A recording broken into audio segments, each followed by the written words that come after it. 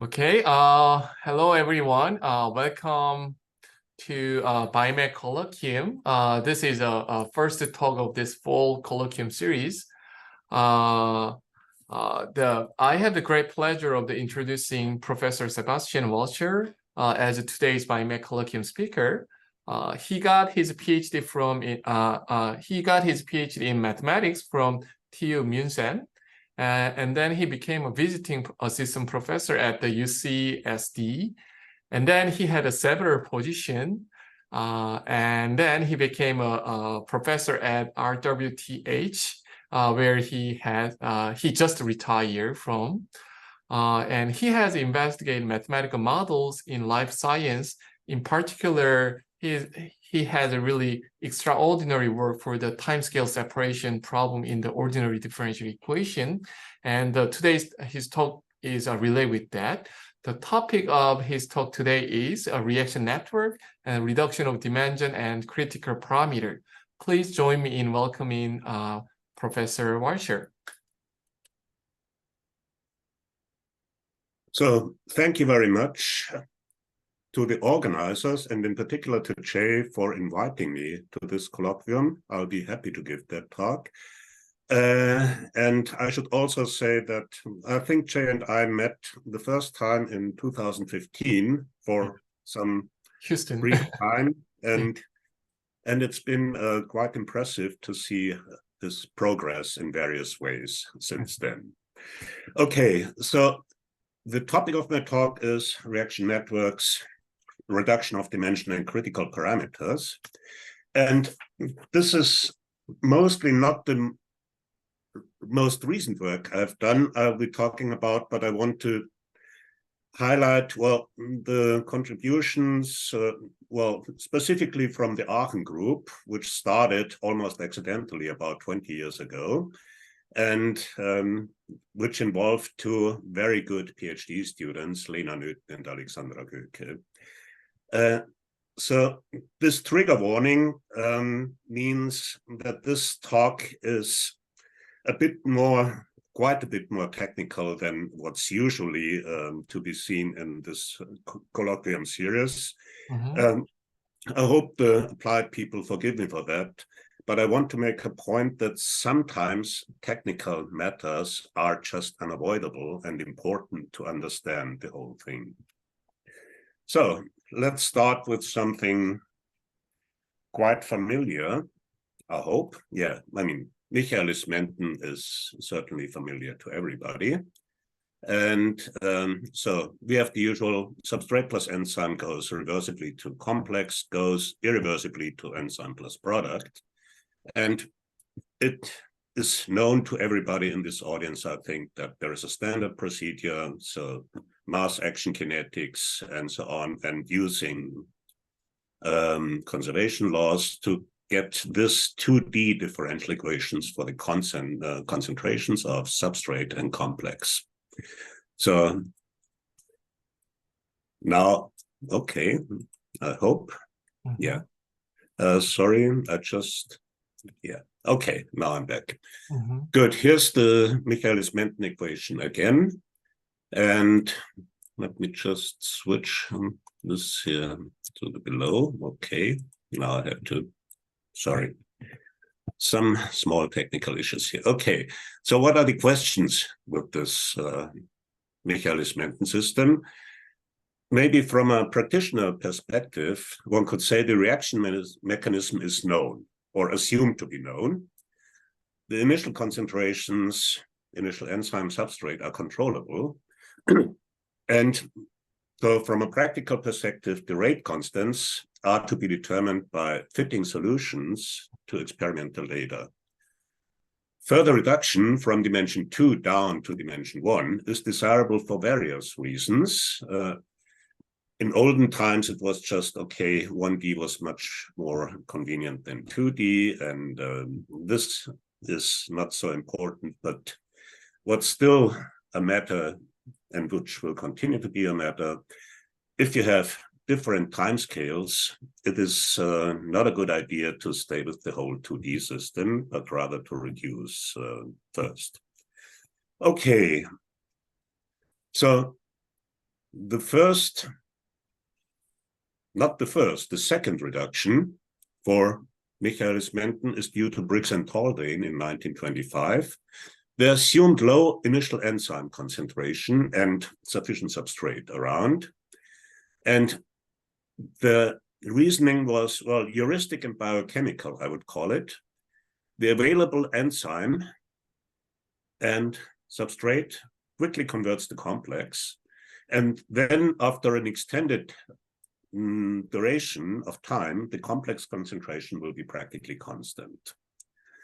And then the idea is, okay, well, actually not just concentration practically constant, but rate of change approximately zero. So C dot approximately zero. Now, if you make this nicer by saying, okay, make this C dot equal to zero, then you're getting an algebraic equation in the second line here. And plugging this in the first equation will give you the familiar Michaelis-Menten equation.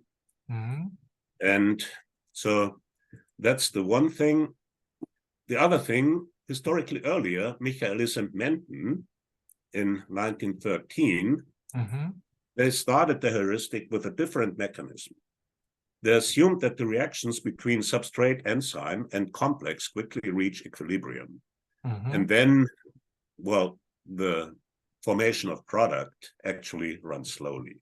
So their starting point was, okay, S dot is approximately zero after a short transient phase. And if you look at that in terms of rate constants, you would like to have K2, so the responsible for production, much smaller than both K negative 1 and K1 is 0. And by a similar reasoning as before, one gets kind of quasi-steady state manifold again, and upon substitution this. And now, quite remarkably, this approach yields an incorrect reduction. And I'll get back to that and discuss this in detail later. That's one of my rationales for saying, okay, technicalities and theory are necessary here. So the whole story was and is heuristics versus mathematical theory. Briggs and Haldane, and Michaelis-Menten too, had no chance but to resort to heuristical arguments.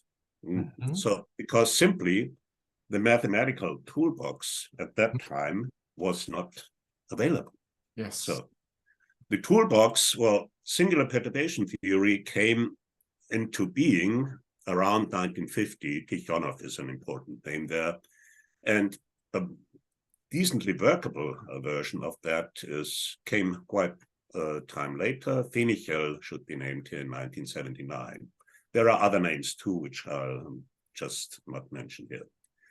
The first rigorous proof for the validity of standard QSS, so the first rigorous proof that Briggs and Haldane were right, came by Heineken, Zuchia, and Aris in a very famous paper in 1967.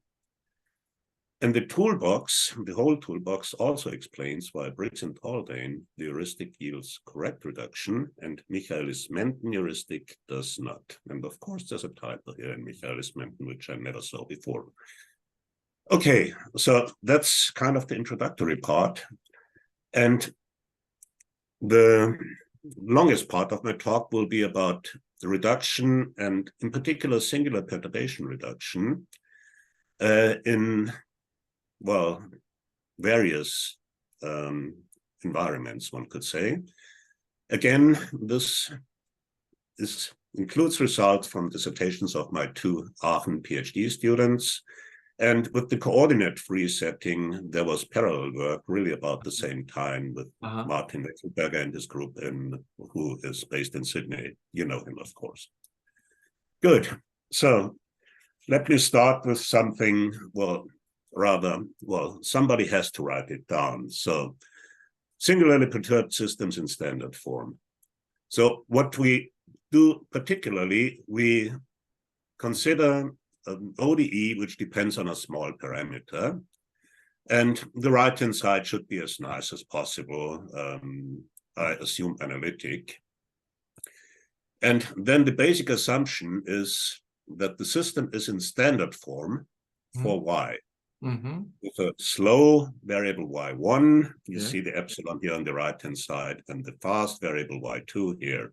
Slow and fast are in quotation marks because it's not quite as simple as stated here. The principal interest in this equation is what's the behavior of solution as epsilon approaches 0. And one can rewrite the system in slow time, tau now epsilon t, slowing up time. And then you're getting equation, well, epsilon y2 prime is something, and so on. So, and that's the starting point. By itself, this is not enough. One needs a few more conditions, in particular on this function f2. Further conditions, so we have the system in standard form, and the important additional condition on f2 is you want the eigenvalues of, well, if you look at the Jacobian matrix of F as a whole, you want the eigenvalues of the lower right part to have negative real part. And, well, when F2 itself is 0. And there should be points such F2 vanishes.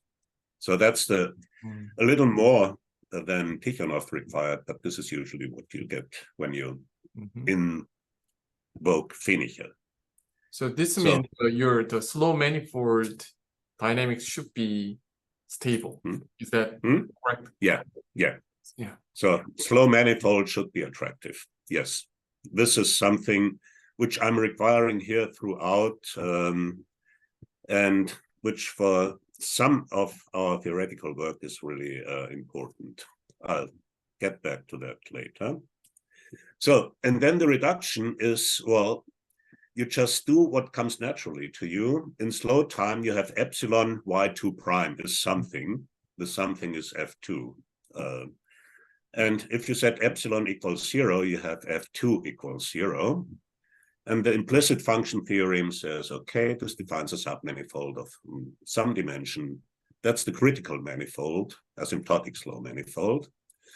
This manifold is locally also by implicit function theorem, the graph of some function y2 equals function of y1. And we call y1 prime just f1. So first equation and y2 replaced by g of y1, the reduced equation in explicit version corresponding to this system.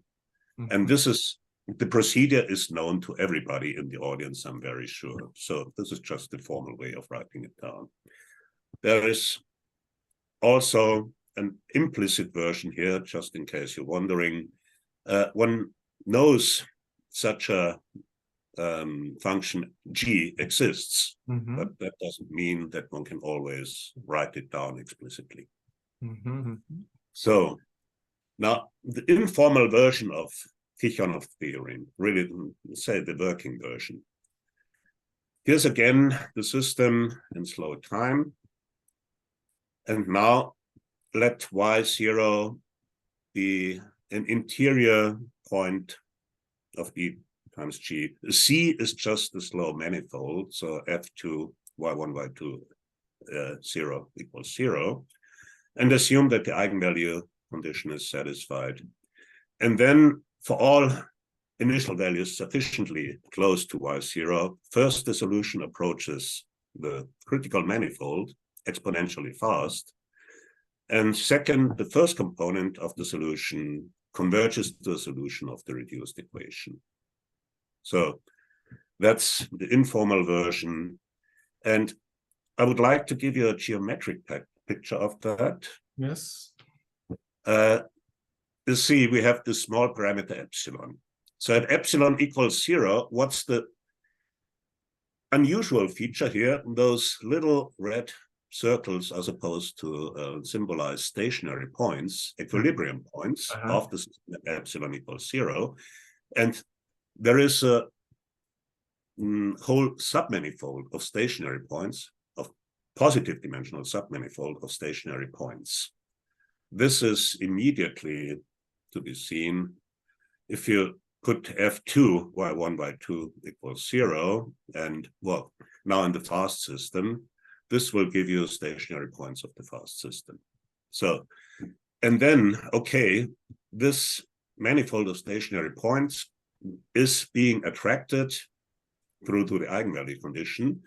And then the whole theorem really says, okay, if you switch on epsilon, make it a little larger than 0, then something close to this invariant manifold survives. It's no longer a manifold full of stationary points, but the basic behavior is still to be seen as far as submanifolds go.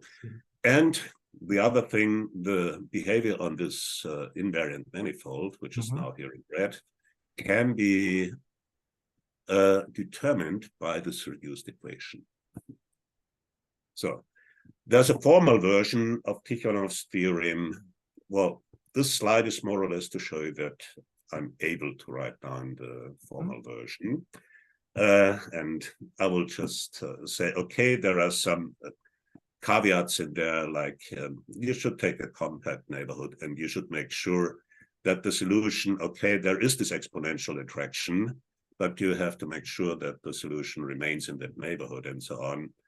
And also there might be something that the reduced system is not good for the all positive times, but there may be some, well, cut-off time, so to speak. In the situation I'm talking about, this happens very rarely, and there is theory, Hoppenstedt's theorem, that tells you, okay, under rather mild condition, this will not happen. Okay. Let's look at Michaelis-Menten, and now with this slow product formation. So that's the original Michaelis-Menten assumption. Yes. So I got to throw in a small parameter epsilon here. So I'm saying K2 is epsilon times some constant. And I'm looking at the system as epsilon goes to 0. And then the first task is to restate this as a singular perturbation theory problem in standard form. And to do that, introduce new variables. First is x, that will be total substrate, s plus c, and y equals s. And then you see x dot is epsilon times something, that's what I was aiming at, and y dot is something which looks a little uglier, quadratic in y. And now this is a situation where Tikhonov's theorem can be directly applied to this slow-fast system. And there are, well, I'm just going to the reduced equation here, which, by the way, was already also included in Heineken's and co-author's paper in 1967. The critical manifold is defined by, okay, by some equation involving a square root. The reduced equation looks like this, and it is not so popular. First of all, it is valid. So absolutely, this is just straightforward application of Tikhonov's theorem. Yes. It is valid. In earlier times, I would have said, okay, this is just because biologists don't like square roots. Nowadays, I'm not so sure about that.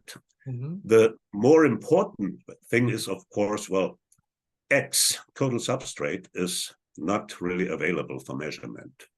And then there is, again, a tactical problem. If you try to rewrite this for a substrate, S, then there are easy pitfalls which should be taken into account. So here we have a reduction, and it's okay, but it's not so useful for biochemists. And anyway, we have just seen that real life makes this nice separation of slow and fast variables a bit, well, too friendly an assumption. So look at Michaelis-Menten again. For slow product formation, we have seen, okay, we can make a coordinate transformation and achieve standard form. So it's not so bad, except that the result is not really helpful.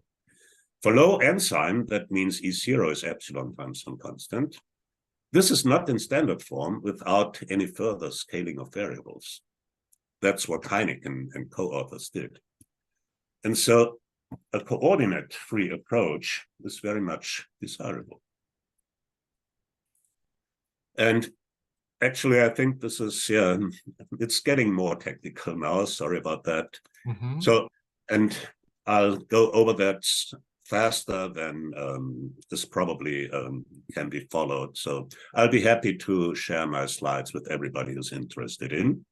So what's the problem with coordinate transformations? First of all, if you have a system in standard form and put in a coordinate transformation, that generally will destroy the standard form.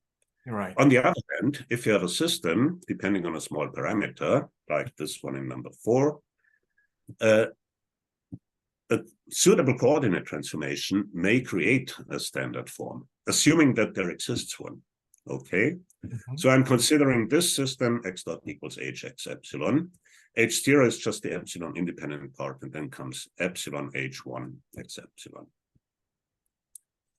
Transformability to standard form. Well, if you look at that system, x dot equals hx epsilon, first question, does there exist a transformation to standard form 1?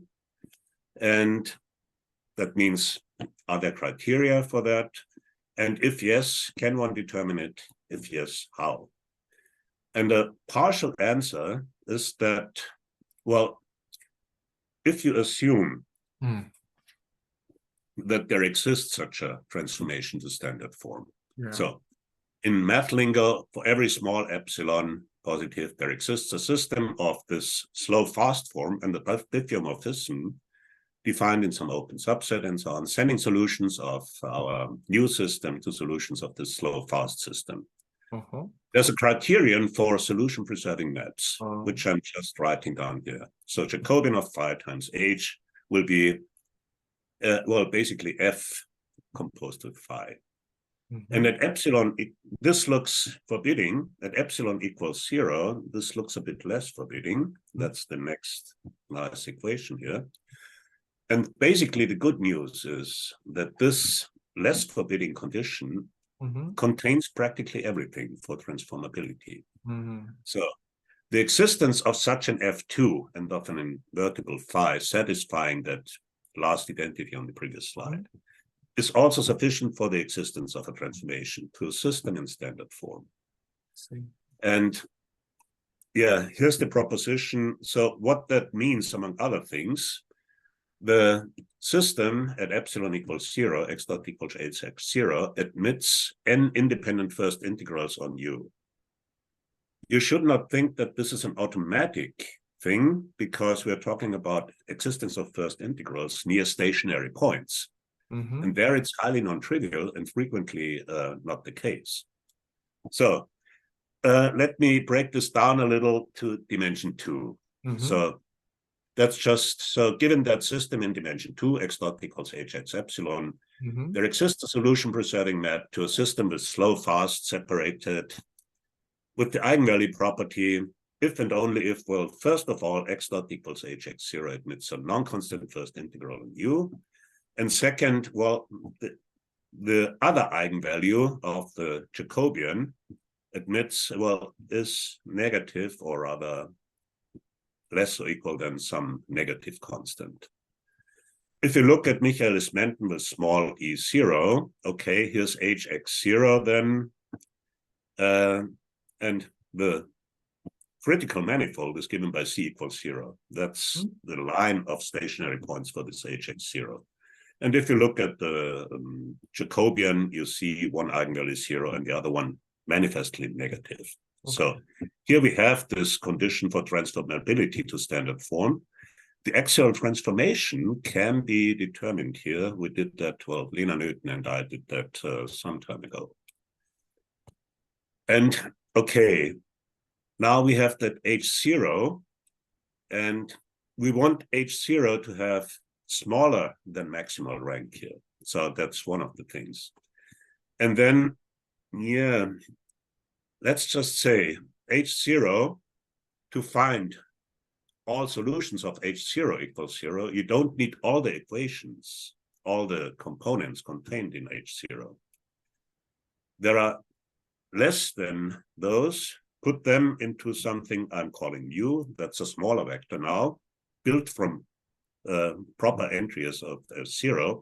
And then the story is, okay, there is a matrix, Px, a decent matrix, so that this decomposition, so vector equals matrix times smaller vector, holds in all of U tilde. This is a technicality, but it's an important technicality for computations. And if we're starting with polynomial h, then I can choose mu and p to have rational entries, which is good for practical considerations again. Mm-hmm. And then why am I so keen on this p and mu? Because here the reduced system is given by this equation here. So remember, H1 was the epsilon dependent part. I is the identity matrix, and the whole matrix here is sort of a projection onto the kernel along the image of the derivative of H0. So, and this equation lives in the whole space, but we're only interested in the zero set y, which is invariant for this differential equation. And we have this equation mu x equals 0 in addition. Let me show you an example for that. Michaelis-Menten now with partial equilibrium equation. Again, so H0 is everything here except the blue part. Yeah. And if I write mu, just one of the entries here, then I'm saying that H0 equals just negative mu, mu. I have such a decomposition, H0 equals P, this P here times mu, obviously, and H1 is the remaining blue part here. And then just do some computations. Derivative of mu, that's a row vector times P, gives you some number which happens to be negative and which happens to be the other eigenvalue, by the way. And then, okay, just plug in this formula here. And here's the reduced system you get. So it's a rational system, which is always nice.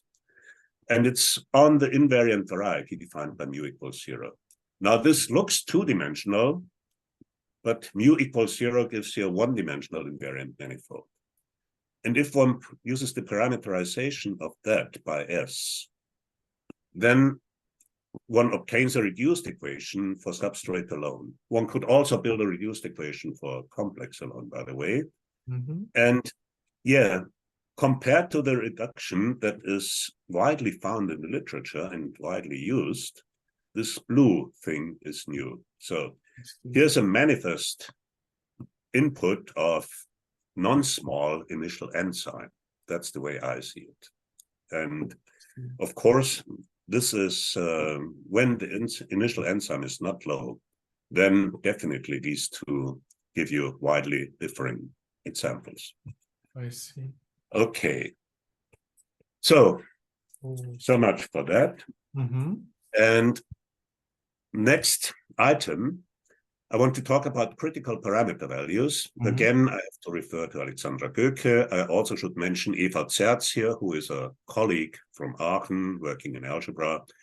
And we did some continuing work on this whole matter with two people from the Copenhagen group, Alexander Filio and Carsten Buth. So, what is the status?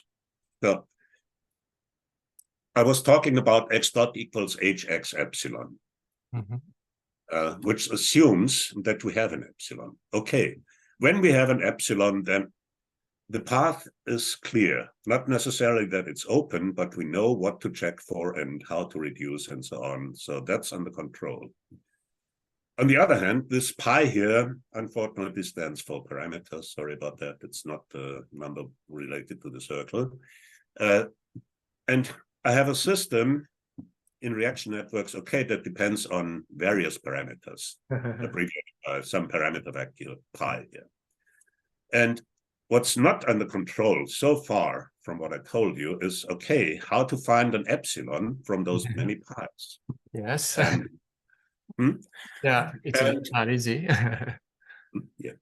And so Heineken and co-authors, they used what I would like to call artful scaling. So they had low n sign. E0 is epsilon times something. And then apart from some more scaling they did, the important part was, okay, let's just put C equals epsilon times some C star. And this yields a system which is now in Tikhonov, so in slow fast standard form. So that was this artful scaling, and this variants of artful scaling have been widely used in the literature. We were trying to do something different a few years back, like instead of asking for epsilon, look at what happens at epsilon equals 0. So we are given a parameter-dependent polynomial system, depending on that parameter set pi. Now try to match that with a system in Tikhonov standard form, like this.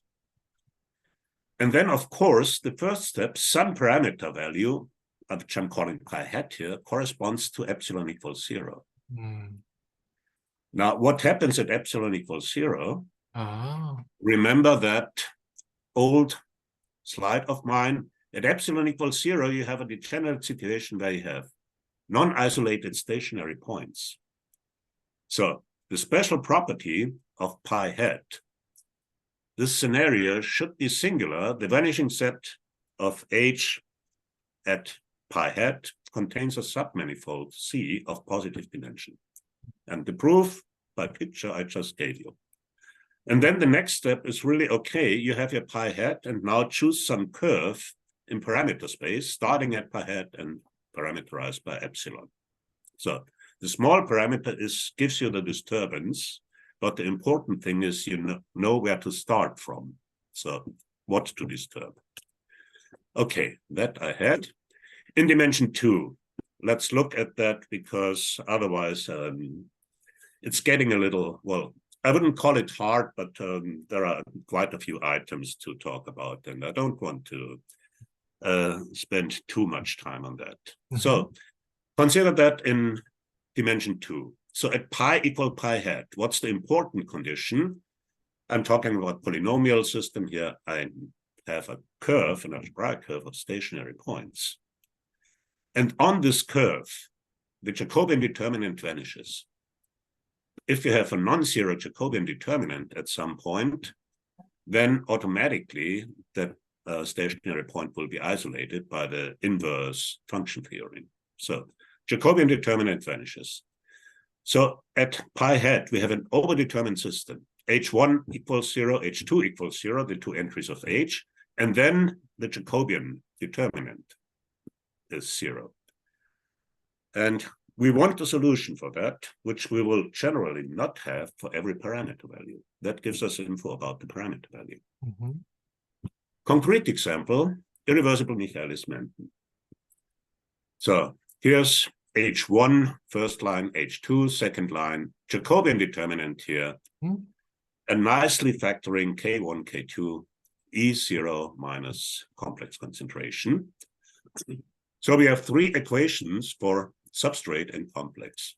And the basic idea is, okay, throw out substrate and complex and see what remains. What remains should be compatible. So, and of course, one starts with considering the Jacobian determinant because it factors nicely. So there's one case, K1 equals 0, which I like to call lazy enzyme, which is very well known to lead to a singular perturbation reduction.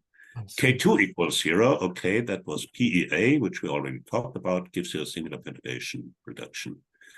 And then the third condition means C equals E0. If you plug that in, you're getting this here.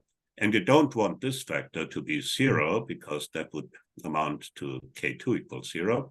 So E0 must be 0 when K2 equals 0.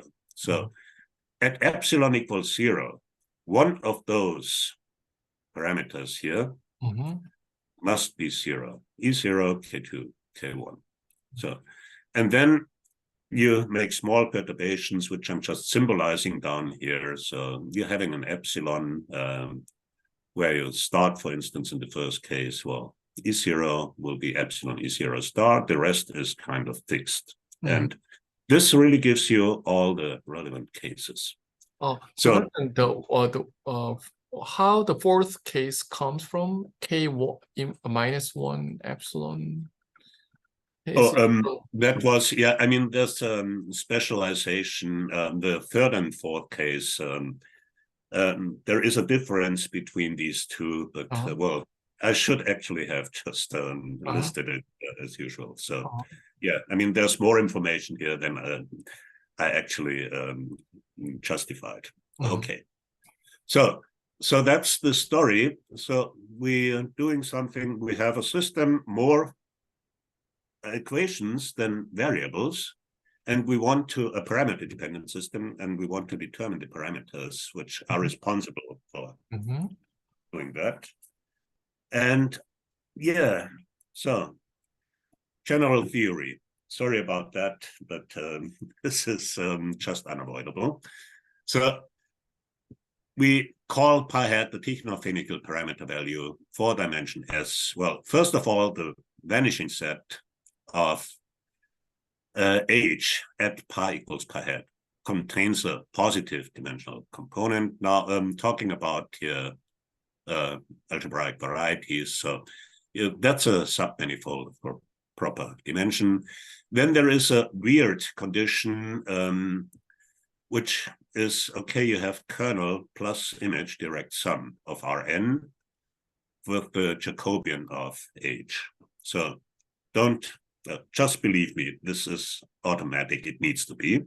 And then the non-zero eigenvalues of the Jacobian have real parts that are negative. Actually, well, you could say less or equal than some negative constant. And by design, so just that's a case of proof by definition, the reduction will work for small perturbations of this pi hat in parameter space. So how to get to these? We should also include the characteristic polynomial of the Jacobian, which I'm just writing down. So tau is the variable of the polynomial. And these are the coefficients, sigma n minus 1 up to sigma 0. And then the proposition says, okay, pi hat is a TFPV with locally exponentially attracting critical manifold of positive dimension S. And x0 lies on this manifold if and only if the following hold. First, H must vanish there, of course. Second, the characteristic polynomials, well, the important thing is some of the lower coefficients here, starting at sigma 0, are 0. And then the remaining roots have negative real parts. And then that last part of the proposition actually turns out to be unnecessary, but it can be proved that it follows from the others, but I'm including it here because it tells you something about the unusual geometric situation. So getting back to general theory, part 3 now. Among others, the TFPD conditions are, okay, H must vanish and sigma 0 up to sigma S minus 1 must vanish. So more equations for X than unknowns. And then there is a thing, you have a system of polynomial equations, and there is stuff like algorithmic algebra, elimination theory, which is older than Grübner basis or standard basis. And that's possible. So, and there's also a structural theorem about this TFPV set. If the parameter domain is semi-algebraic, let's say just you look at all non-negative parameters as the parameter domain, then the same holds for the set of all TFPV. Semi-algebraic means it's given by algebraic equations and inequalities. So this is just, okay, this is what I like. It's not so important in applications, but okay. Here's an example, competitive inhibition, also quite known to everybody in this room, I suppose. So the inhibitor is here, and it sort of distracts the enzyme, which is given by X2 here, into forming this complex here. Usual procedure, mass action kinetics and conservation laws gives you a three-dimensional ODE system with Jacobian determinant, which is given here. And now you have 4 equations for 3 unknowns. And then we were using a computer algebra system called Singular for that case. And this gives you a nice ideal generator for the radical of the elimination ideal. So important information, if you want TFPV, you need the generator to be 0. So the whole thing inside this bracket must be 0.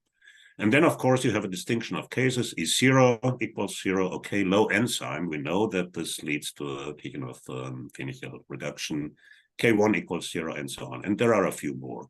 So important story here. This can be done algorithmically, and we did it. Yeah, okay. Then there is a way going beyond algorithmic determination of TFPVs. And I'm not even reading this theorem. I just want to show you there is such a thing as using structural theory of chemical reaction networks, Horn-Jackson-Feinberg theory, and finding some distinguished TFPVs for such a system. So the theorem, well, it's in cooperation with the Copenhagen group, and there's a nice interpretation and so on, but okay, I'm a little short of time, so I will not go into this in detail. Because why am I short of time? Because I want to give you one last section on classical quasi-steady state and singular perturbations. Again, there's Alexander Göke and Evert Zerz involved in that, and there was continuing work with the Copenhagen group and Christian Lachs, who is also a former PhD student of mine. So, classical QSS, let's go back to Briggs and Haldane, really. What was their assumption? After a transitory phase, certain variables remain almost constant for a long period of time.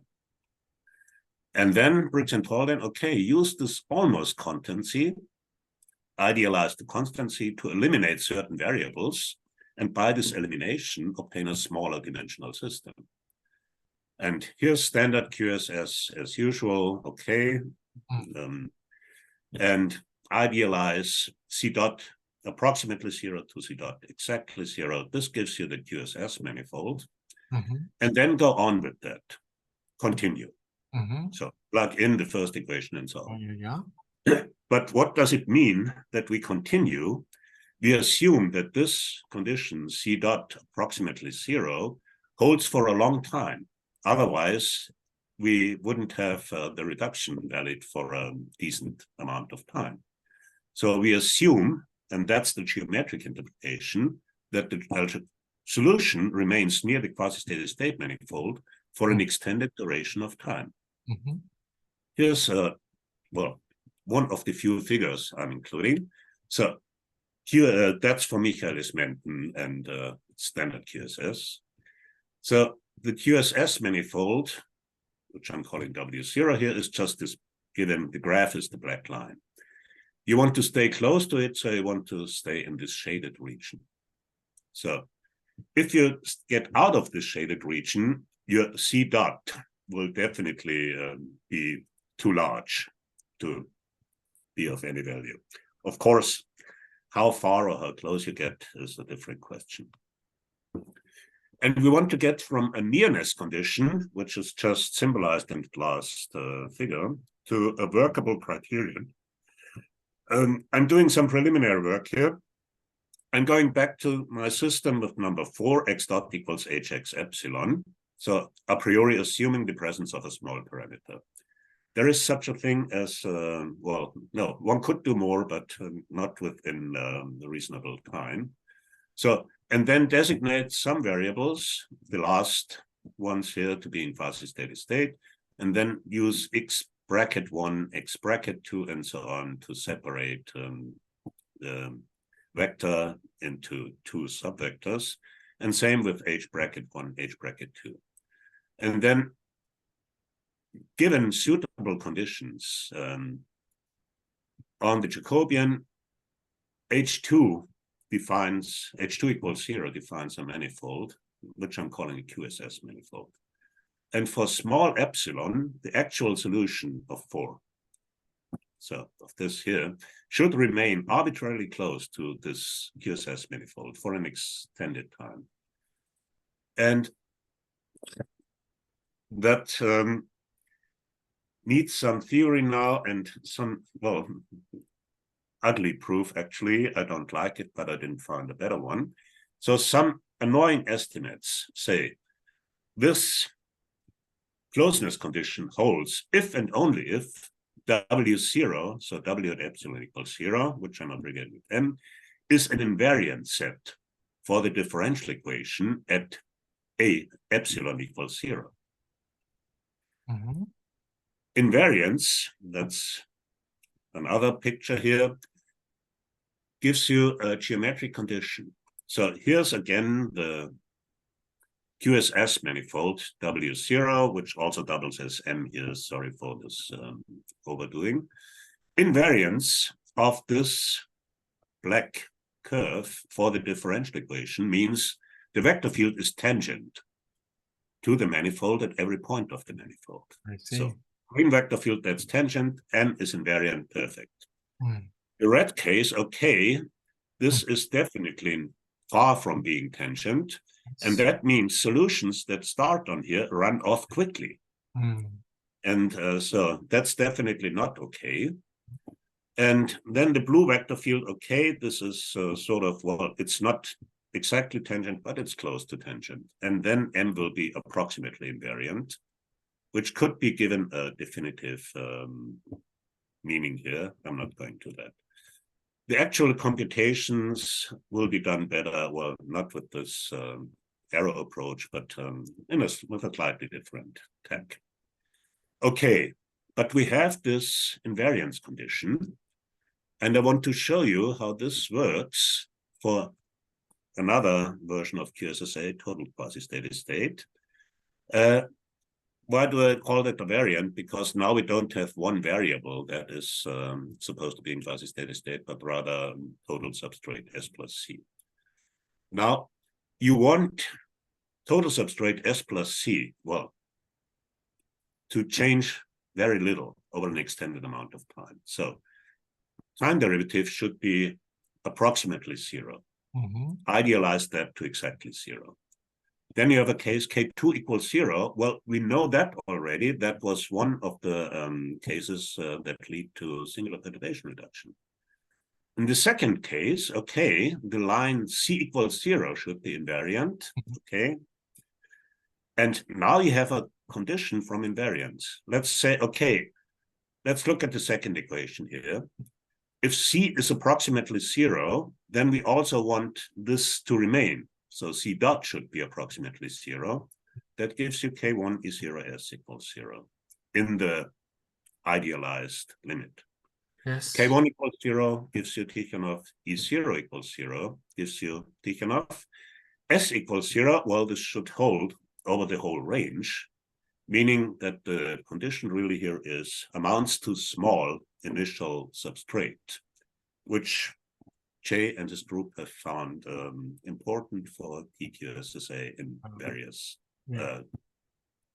connections. So, and what it says here, okay, this TQSSA conditions, in the end, it splits into 4 subcases if you want this to have arbitrary accuracy. And the outlier, so to speak, is small initial substrate. So here it comes in, and this is where TQSSA really gives you something new structurally.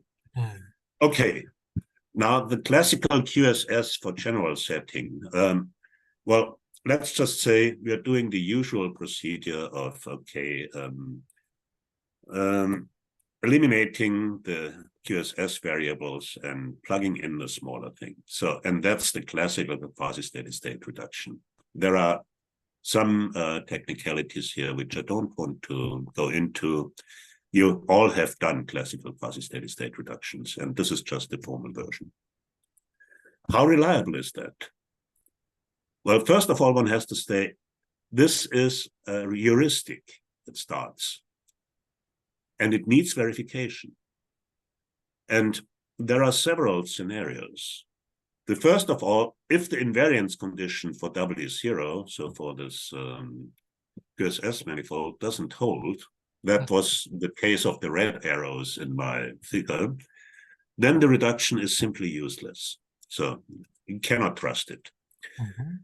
If the invariance condition holds or holds approximately, then the right-hand side has lowest order on 1. So not order epsilon, but order 1. Then we have a regular perturbation problem, and this just works by continuous dependence theorems. It's getting interesting when invariance for W0 holds and the right-hand side of quasi-steady state reduced system has lowest order epsilon.